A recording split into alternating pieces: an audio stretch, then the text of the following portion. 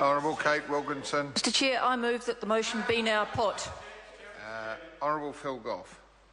Chairman, can I endorse the comments made by my colleague Chris Hipkins, because what we see in this bill are provisions that are designed to bring more openness and integrity and transparency to the making of donations, and yet either the bill fails to guarantee this or the National Party has failed to live up to the requirements under the old legislation, let alone under the new legislation that's being introduced. But, Mr Chairman, the point of the committee debate is to have the Minister and the Chair answer questions. So questions have been raised by Chris Hipkins, and I would invite Craig Foss to answer those questions. They are valid questions. They are integral to the bill that is before the House, which is designed to bring honesty and integrity around the question of donations to parties. But there are two other questions that I would like Mr Foss to address specifically. They're quite straightforward.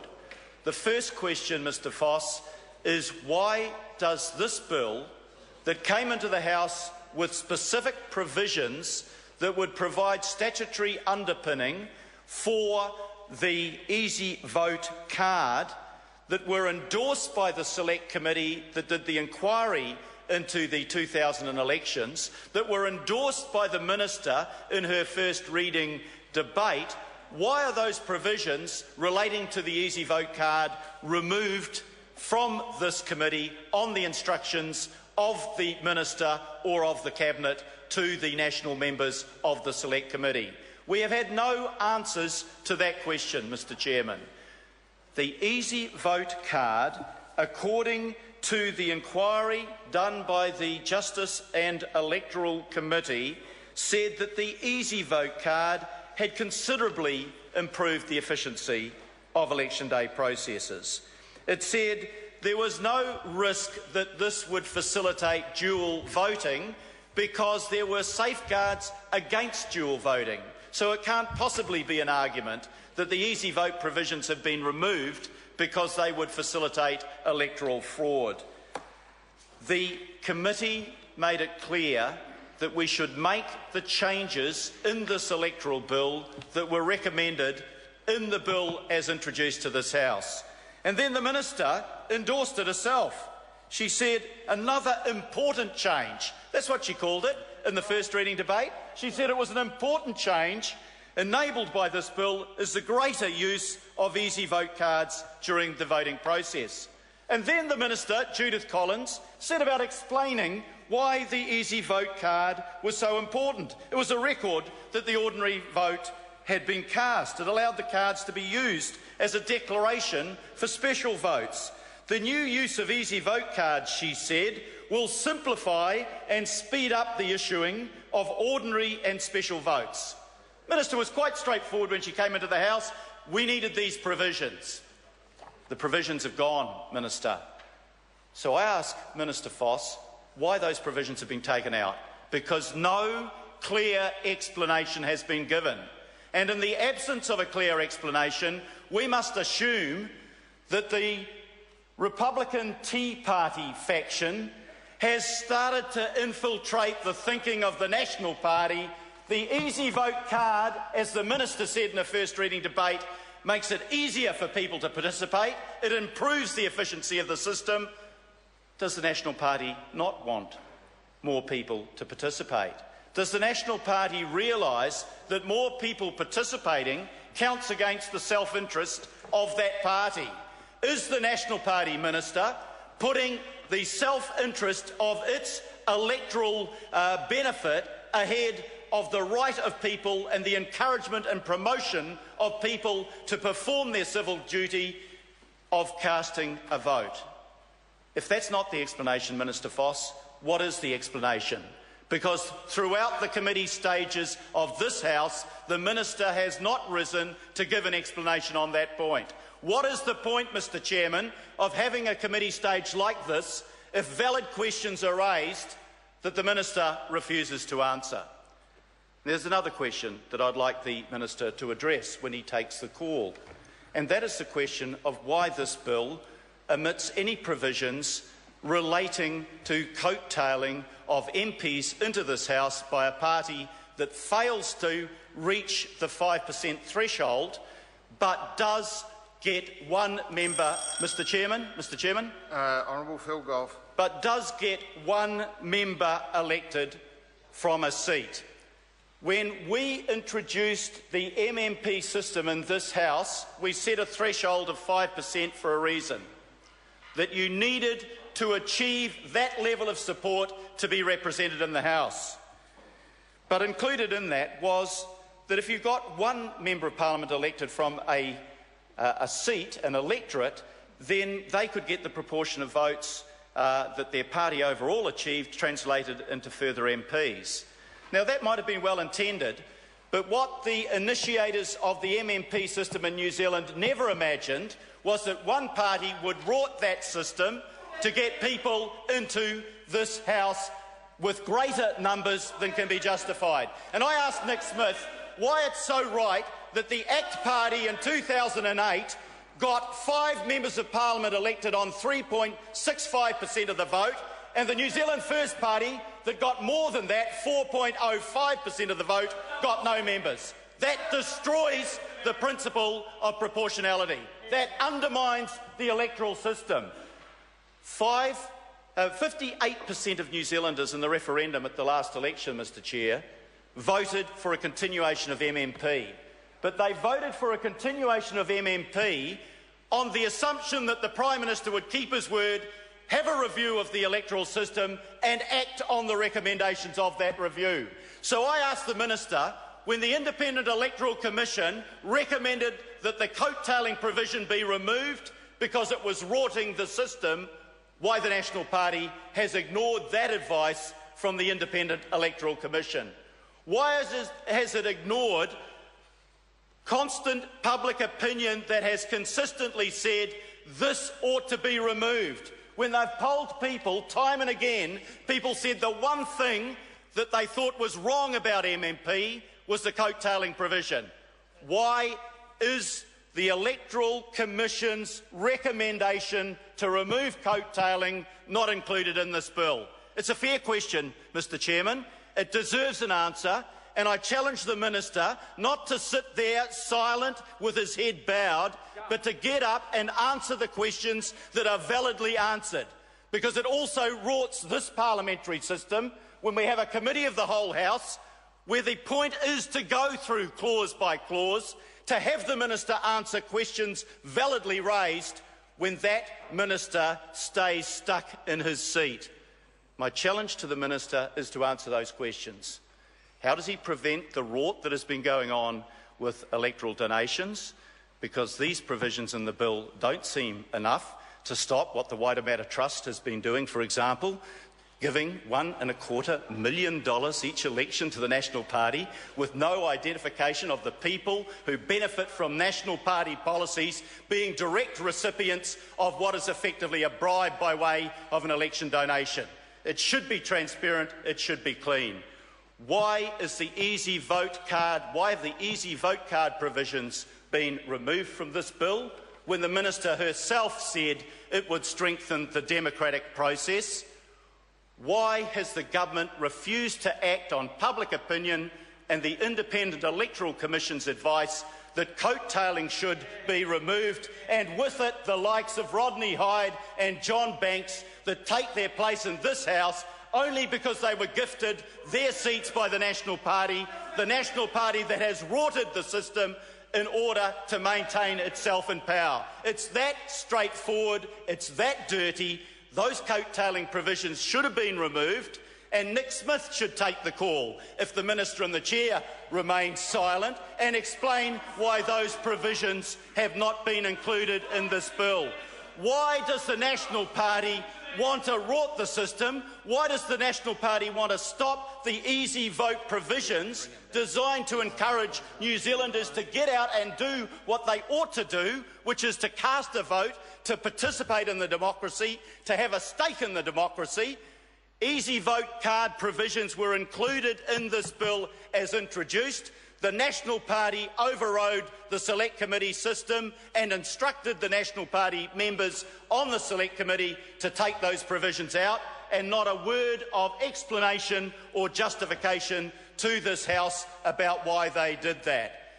Electoral law reform is special. It should be aimed to get consensus across the House to get it right. They haven't. Hayes. Joanne Hayes. I move that the question be now put. The question is that the question be now put. Those of that opinion will say aye. Contrary, no. Party vote. The clerk will conduct a party vote. A point of order. Dennis O'Rourke. Mr Chairman, New Zealand First has not yet had a speaker in this debate. Order. I'm on my feet. There have been over 20 calls, and during my time and the time that I watched it, there was no attempt by New Zealand First to take a call. That may not be the case. The House will now determine whether it wants the debate to continue. Mr Chairman, I've already ruled. You stated that New Zealand First did not call.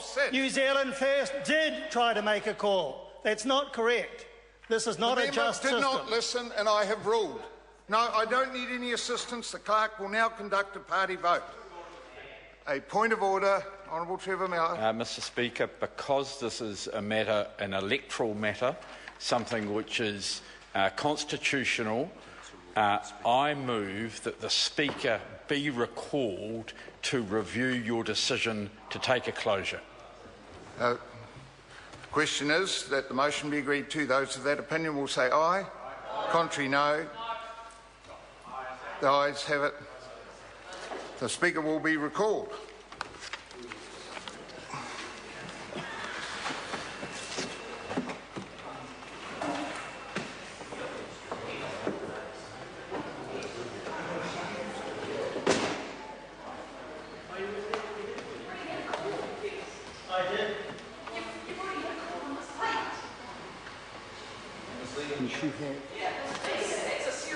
Order.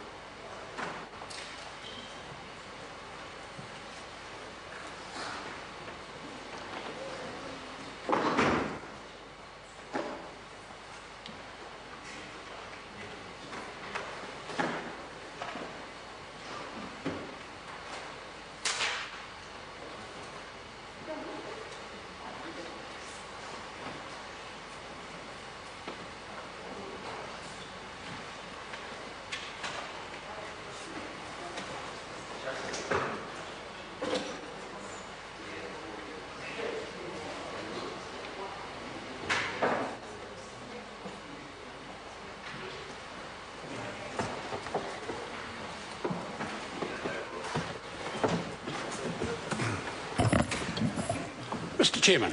Mr Speaker, the House and Committee has moved that you be recalled to determine whether my judgment in accepting a closure was an appropriate course of action. Mr Speaker, this debate on Part 1 of the Electoral Amendment Bill has been in progress over 2 sessions, and by the records I have in front of me, there have been 19 calls on the bill itself, plus 4 closures. I've taken care to ensure that everybody who has had an SOP in the bill has had as many calls as they desire. And I would just say that the debate has now tended, in my view, to move away from the principles of the bill to a looser, more general debate. And so I have given one caution, and I determined that, in fact, the principles of the bill of Part 1 had, in fact, been well and truly debated. On top of that, there was a claim by Dennis O'Rourke that New Zealand First had not had a call in this debate, and Mr Speaker, they had the fourth call in this debate, so in fact that was a claim in error, and I'm, on reflection, quite convinced that satisfactory debate on part one of this bill had taken place. Honourable Trevor Mallard. Mr Speaker, I move to have you record. The reason for moving, Sir, was a very simple one. There was a suggestion from the Chairman that Mr O'Rourke had not sought the call. Mr O'Rourke had sought the call, and Sir, that was part of the judgment the Speaker, that the Chairman gave in making his decision. Sir, in my view, he was wrong. There is a supplementary point that flows from what the Chairman said. Sir, this is not a debate about the principles of the bill. This is a debate about the details of part one. Mr Goff, the previous Speaker, spoke extensively on the details of that part over a 10-minute call, Sir. If he had not been speaking on the details, of course, the Chairman would have taken someone else after 5. Ian Lees-Galloway. Thank you, Mr Speaker. Just raising a point out of the commentary that the Chairman made. He said that every member who has a supplementary order paper in their name had been given every opportunity to speak to that supplementary order paper. My colleague Marion Street has certainly had one opportunity to speak, but she was seeking further calls. She had, the senior government whip is interrupting me, and I point out that every member has the right to up to 4 5-minute calls on each part of a bill, and she was seeking further calls in order to speak to her supplementary order paper. So there were also a number of questions raised of the Minister in the chair, none of which have been addressed, and the issues that the opposition members are raising are around changes that have occurred to the legislation with little or no explanation. And the Committee of the Whole is the opportunity for the opposition to ask for explanations of the Minister, and thus far none has been forthcoming. So it seemed appropriate to us, Sir, that the debate continue. I'll hear from Louise Upson. Thank you, Mr Speaker. In the original points of order raised, the member, Mr O'Rourke, said that he hadn't taken a call in this debate, which is also not according to our records. He did take a call in the first part of the debate, which was not today but on a prior occasion. So the facts that were put on the table in the points of order, Mr Speaker, I don't believe are correct. I'll hear from Dennis O'Rourke. What has just been said is completely incorrect. It is true that I took the fourth call, but today I sought another call. What the Chairman said is that that hadn't happened, that no such call had been sought, and I did, immediately before he ruled, seek to speak, and I wanted to speak about some of the detail of the bill. In my first call, I'd only talked about some of the general issues concerned. So what has been said is not correct, and I think what Mr Mallard said was correct, and this debate should not have been curtailed at this stage. I'll hear finally from the Honourable Dr Smith. Mr Speaker, I have been in the House since the House resumed after question time on this bill, and I think the Chair of the committee has diligently carried out his duties. When he said to the House that Mr O'Rourke had not been seeking the call, there had been a number of closures. On several of those occasions, 2 or 3 members rose to take the call. Mr O'Rourke was not one of those, except after Mr Roy had accepted the motion for closure. And that's where I thought Mr Roy, the Chair of the committee, had properly presented the case, had quite properly reported to the House that had Mr Rourke been repeatedly seeking the call since the House started at question time, he might have a fair point. He did not. It was only at the very last opportunity that he sought the call, and that's where Mr Roy had quite properly represented the events that occurred in the House in his justification for accepting closure. This is the final order. The order I'll hear, and this is the final point of order I'll take. Just a straight matter of fact. Dr Smith said that Mr O'Rourke did not contest the call before the Chairman ruled. He did. Order. I thank all members for their point. I'm going to refer members to Speaker's ruling 64.4 and 64.5. And in essence, what those Speaker's rulings say is that it's not for me as Speaker to second-guess the chairperson's acceptance of a closure. I was not in my office listening to the debate, but I'm mindful of the point that Eric Roy made as chairman of the debate, that he felt the debate was already getting loose, and he had taken the opportunity of cautioning the committee that if they wanted to further debate it, they needed to tighten it up. On this particular case, the chairman has made a decision that there have been 19 calls and a number of closures. He is the person that is listening to the debate. He has decided that the matter has been adequately debated, and on that basis I'm accepting the position of Mr Eric Roy as chairman. I therefore declare the House returning to committee.